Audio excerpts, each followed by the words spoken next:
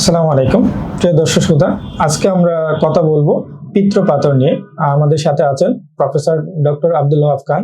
আমরা স্যারের কাছ থেকে জানবো এই পিত্তপাথর কি এবং এটা কেন হয়, এটা চিকিৎসা কি, এবং এটা চিকিৎসা ব্যয়বহুল কিনা, এবং এটা ওষুধ ছাড়াই কি চিকিৎসা হয় কিনা, টোটাল বিস্তারিত আমরা স্যারের কাছ থেকে শুনতে চাই। আসসালামু আলাইকুম ভাই, আমাকে কতগুলো প্রশ্ন করেছেন। আপনাদের মনেও এই প্রশ্নগুলো নিশ্চয়ই আছে। পিত্তথলিতে পাথর হওয়া একটা সাধারণ রোগ। এখন আপনারা সবাই জানেন যে এটা অনেকেই গ্যাস্ট্রিক বলে, পেট ব্যথা গ্যাস্ট্রিক, এই ওষুধ দিনের পর দিন চলতে থাকে। এরপরে হঠাৎ একদিন প্রচন্ড ব্যথা নিয়ে হাজির হন।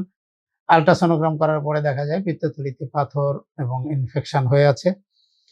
প্রকৃতপক্ষে পিত্তথলিতে পাথর কেন হয়, এই প্রশ্নের উত্তর এক কথায় দেওয়া সম্ভব নয়। অনেকগুলো কারণে, সত্যিকার অর্থে কারণ না বলে আমরা এগুলোকে বলি ফ্যাক্টর। কি কি বিষয়গুলো থাকলে বা যারা পিত্তপাথরে বেশি ভোগেন, তাদের মধ্যে কিছু আছে যাদের রক্তের কিছু সমস্যা আছে, তার মধ্যে অতিরিক্ত কোলেস্টেরল, কিছু রক্তকণিকা ভেঙে যাওয়ার কিছু কারণ, টাইফয়েড জ্বর হয়ে ইনফেকশন হলে অনেক সময় দেখা যায় পিত্তের ভিতরে কিছু ময়লা আগে থেকে জমে থাকে, সেটার উপরে তলানি জমে বা সেডিমেন্ট পড়ে পাথরের তৈরি হয়। এছাড়া সত্যিকার অর্থে পাথর হবার জন্য পিত্তের ভিতরে যে জিনিসগুলো থাকে দ্রবীভূত অবস্থায়, সেগুলো যখন এটা দ্রবীভূত থাকতে পারে না, এটা জমে যায়, সেই অবস্থায় পাথরটা সৃষ্টি হয়। সেটা ইনফেকশনের থেকে হইতে পারে, বিভিন্ন রকমের রক্তের সমস্যা থেকে হইতে পারে। তো যাই হোক, এটা হলে চিকিৎসার মধ্যে উনি প্রশ্ন করেছেন যে ওষুধ দিয়ে এটা সারানো সম্ভব কিনা। প্রকৃতপক্ষে পিত্তপাথর একবার হয়ে গেলে এটা কোনো ওষুধে সারে না। বাজারে কিছু ওষুধ প্রচলিত আছে, সেটা বলা হয় যে পিত্তপাথর গলায় দিবে। প্রকৃতপক্ষে এটা একটা অতিরঞ্জিত বা অতি সহজীকরণ একটা কথা বলা হয়ে থাকে। পিত্তপাথর গলানোর মতো যে ওষুধগুলো আছে সেটা শুধুমাত্র কোলেস্টেরল পাথরগুলোকে গলাতে পারে, কিন্তু সেটার জন্য অনেক সময় ধরে ওষুধ খেতে হয়, 6 মাস 3 মাস কমপক্ষে। তারপরে আবার ওষুধ বন্ধ করে দিলে 3 মাস 6 মাসের মধ্যে পাথরগুলো পুনরায় আবার দেখা দেয়। প্রকৃতপক্ষে আসলে ওষুধের চিকিৎসা দিয়ে পিত্তপাথর সম্পূর্ণরূপে নিরাময় সম্ভব নয়। সেজন্যই এটার চিকিৎসা বিগত কয়েক দশক নয়, শুধু কয়েক শতক ধরে চলে আসছে যে এটা অপারেশনই এটার চিকিৎসা। পিত্তথলি সহ ফেলে দেওয়া হয়। ফ্যাক্টরি থেকে যেখানে পাথর তৈরি হয়, ফ্যাক্টরি রেখে শুধু পাথর সরানো, এটাও অনেকে প্রশ্ন করে যে শুধু পাথর ফেললে কি সুবিধা, কি অসুবিধা। ফ্যাক্টরি রেখে পাথর সরাইলে কোনো লাভ নেই।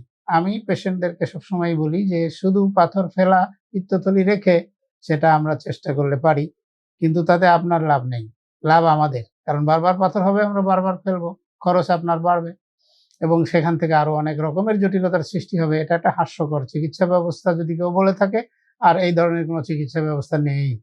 সত্যিকার অর্থে চিকিৎসা ব্যবস্থা একটাই, পিত্তথলিতে পাথর হলে পিত্তথলি ফেলে দেওয়া, পাথর সহ।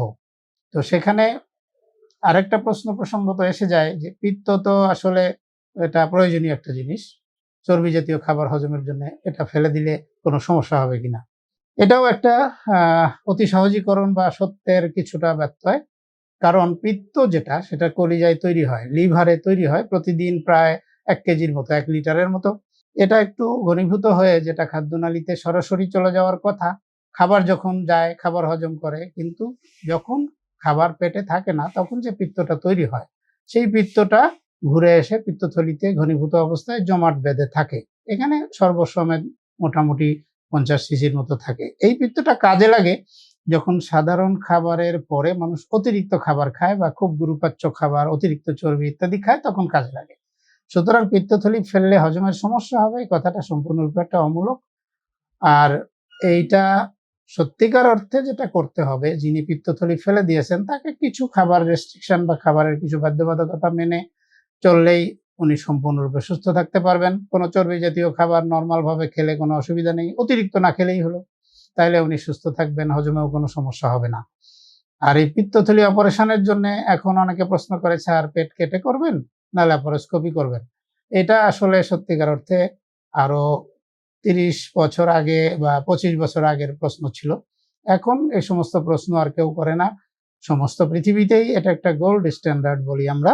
এই পিত্তথলি অপারেশন ল্যাপারোস্কোপি আসলে করাটাই হলো নিয়ম।